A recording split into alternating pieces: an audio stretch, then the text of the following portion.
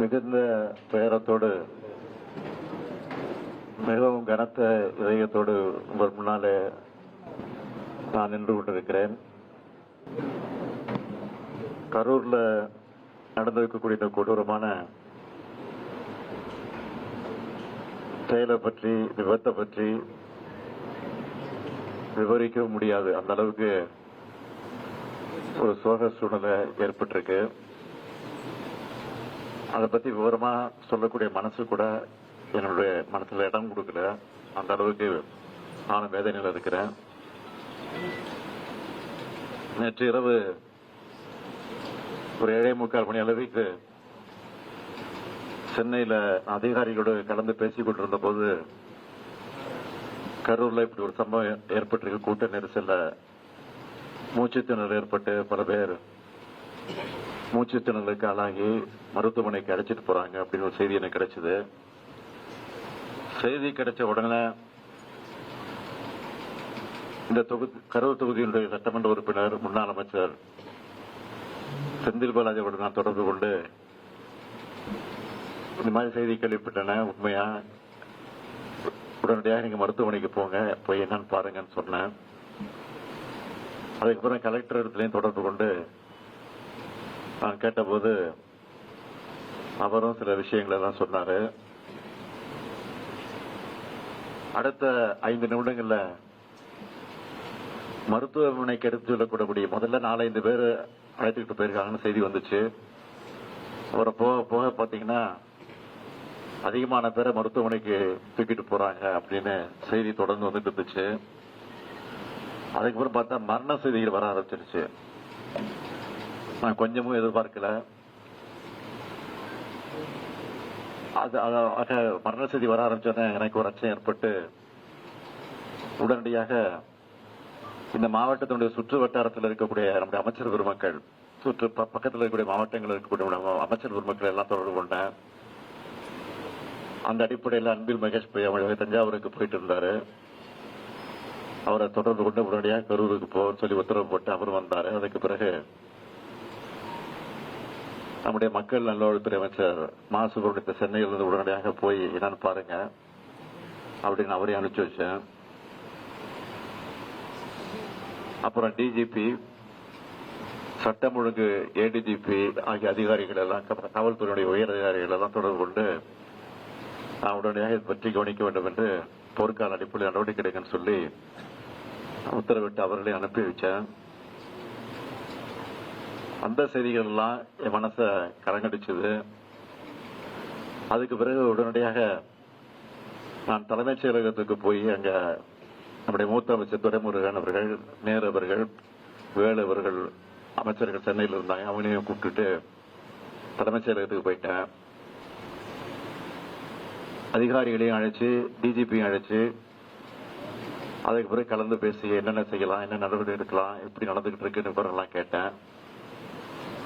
எல்லாரையும் முக்கியமான பல்வேறு மாவட்டங்கள் இருக்கக்கூடிய மாவட்ட ஆட்சித்தலைவர்கள், அதிகாரிகள், கரூரை ஒட்டி இருக்கக்கூடிய 5-6 மாவட்டங்கள் இருக்கக்கூடிய அரசு அதிகாரிகள் எல்லாம், மருத்துவர்கள் எல்லாம் உடனடியாக அந்த பகுதிக்கு கரூருக்கு போகும்படி உத்தரவிட்டு அவங்க எல்லாம் வந்து சேர்ந்திருக்கிறாங்க. அதெல்லாம் விசாரிச்சேன்.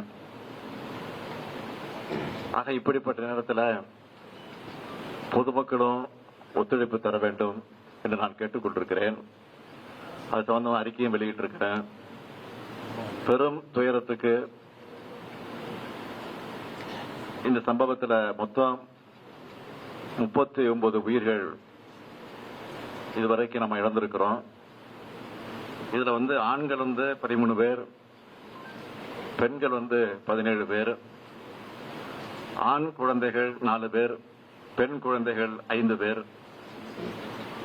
ஒரு அரசியல் கட்சி நடத்தின கூட்டத்தில் இத்தனை பேரை இழந்த துயரமான சம்பவம் என்பது இதுவரை நடக்காதது, இனிமேல் நடக்கக்கூடாதது.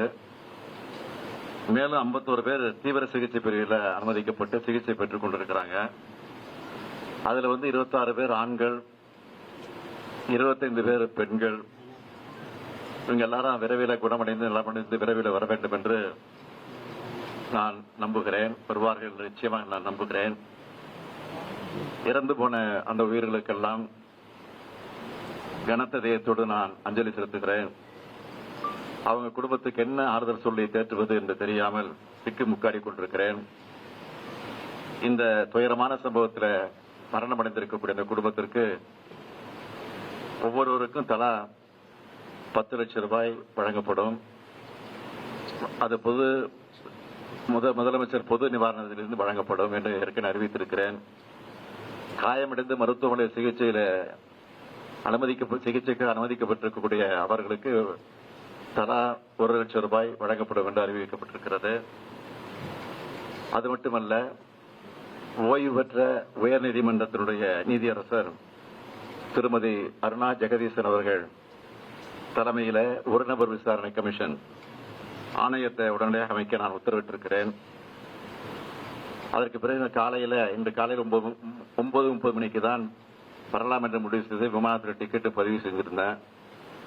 ஆனால் இந்த கொடூரமான காட்சிகள் எல்லாம் தொலைக்காட்சியில பார்த்தபோது எனக்கு மனசு கேட்கல, வீட்டில் இருக்கவே என்னால் முடியல.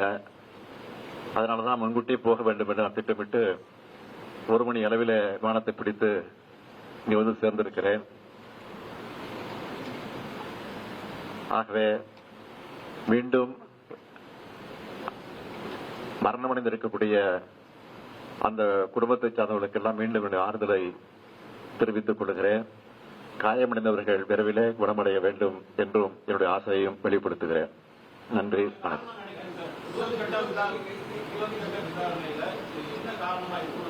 அதுக்குதான் உயர்நீதிமன்றத்தினுடைய ஓய்வு பெற்ற நீதிபதி தலைமையில் ஆணையம் அமைக்கப்பட்டிருக்கு. அந்த ஆணையம் விசாரிச்சு முழுமையா சொல்லும். இதுக்கிடையில நீங்க கேட்கிற மாதிரி அரசியல் நோக்கத்தோடு எதையும் சொல்ல நான் விரும்பல. திருப்பி தான் சொல்ல போறேன். ஆனா ஆணையம் அதுக்காக அமைச்சிருக்கிறோம். அந்த ஆணையத்தின் மூலமாக உண்மை வெளிவரும். அந்த உண்மை வெளிவருகிறவர் நிச்சயமாக உரிய நடவடிக்கை எடுக்கப்படும். விஜய் கைது செய்யப்படுவாரா சார்? ஆணையம் சொல்லுகிற அந்த அறிக்கையின் அடிப்படையில உரிய நடவடிக்கை எடுக்கப்படும். யாரு கைது செய்யப்படுவார், யாரு கைது செய்ய மாட்டார், நீங்கள் கேட்கிற எந்த இடத்தோடு கேட்கிறீங்களோ அதுக்கெல்லாம் நான் உட்படுவதற்கு தயாராக இல்லை. விரைவில் வருவதற்கான முயற்சி நிச்சயமாக ஈடுபடும். சார், பாதுகாப்பு குறைபாடு இருந்தா சொல்றாங்களா சார்? ஸ்பாட்ல வந்து